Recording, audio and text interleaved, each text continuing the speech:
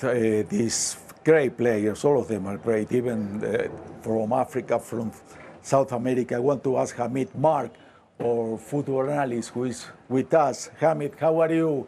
Thank you for being with us. So far, Hamid, so far, which one are the players that surprise you the most, and which are the players that disappoint you the most in this World Cup?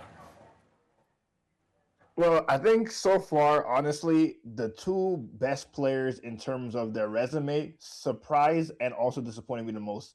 Messi has surprised me on how high his level is still at the ripe age of 39. He surprises me on how well he plays on the highest level. And then obviously the biggest disappointment has to be Cristiano Ronaldo. When you have Mbappe, you have Holland, you have Harry Kane. You have quality players playing very well. I think he's the biggest disappointment so far. I would say a surprise player for me, to be honest, in the whole tournament so far has been Gyökeres for Sweden. We only seen him play one game so far, but he looks very well. He played for Arsenal, my favorite club, the whole season. He looked kind of shaky here and there, but with his national team, he looked pretty good in that first game. So I think he is the surprising player for me so far in this tournament. Disappointment for me. I was surprised. I was expecting much more from Ronaldo in the first match of Portugal. You think he's going to do better in the next one? I think he's going to do better now. If you're asking me whether he's going to score a goal or not, that remains to be seen on how Portugal play. Because again, Ronaldo is not the type of person who can do it by himself. Now he's depending on his teammates, and unlike Argentina, who are still formed around how Messi play, Portugal seems to be kind of stagnant in how they want to play. They don't know whether they want to use Ronaldo or go around him. So I think he will have a better game than the first game he had. He only had 2 shots in the first game, so I think he'll do a little better than that. But whether he scores or not depends on how the Portuguese play their football.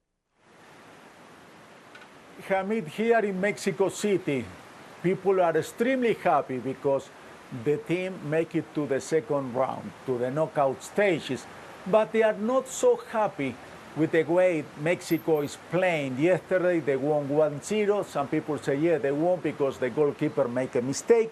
What do you think about Mexico, the way they're playing? Well, I think Mexico is playing very good football. Now, you're right. They did win against South Korea on a lucky goal. But again, you have to make your own luck. And the reason why they won that game is because they're always pressing, they're always attacking. Being at home is a really big advantage for the Mexicans. So I honestly, the more they play, the more they win, the more they build confidence. Kind of like the US, they will play better. So I think they deserve to be where they're at. They're playing very good football, in my opinion. They're high energy team. They're pressing very well. They're defending very well. They're a very structured team.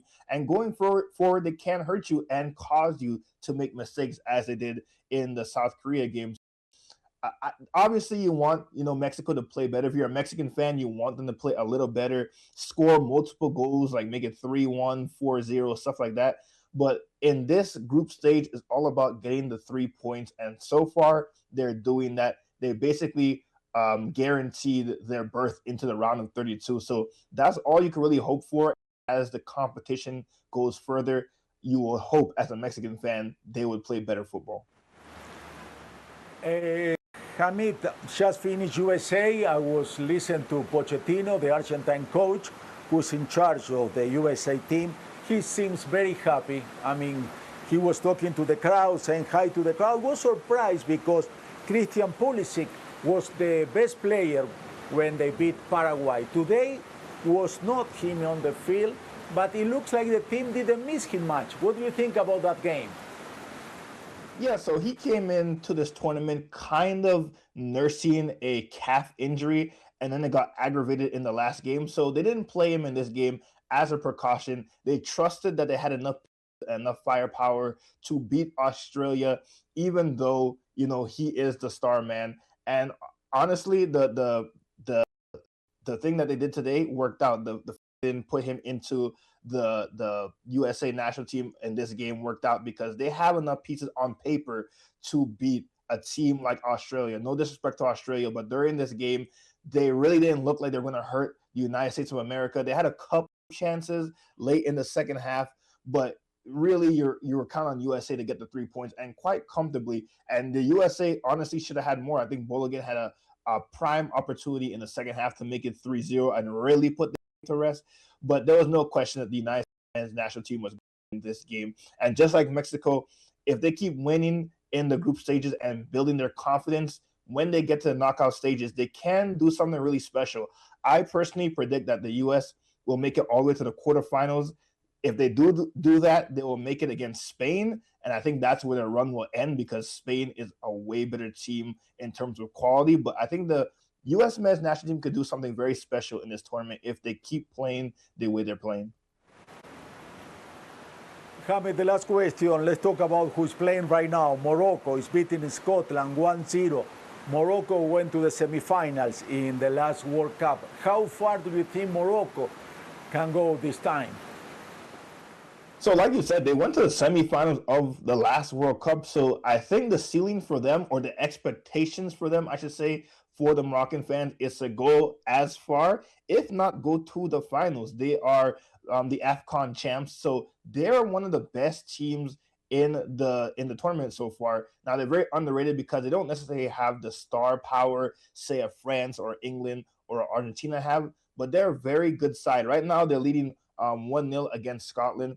And because of the draw they had with Brazil, depending on how Brazil plays against Haiti, which, to be honest, we all think that Brazil should put away Haiti quite comfortably, they're fighting for that top spot in the group. So shout out to the Moroccan fans and the team. They're playing very, very well, but it's really about them and which team can have the least amount of mistakes to top the group and have an easier run when it comes to the knockout stages. Hamid, thank you very much. Always very nice talking to you. You are very knowledgeable about the sport. Thank you, Hamid Mark. He's in Florida, Fort Lauderdale.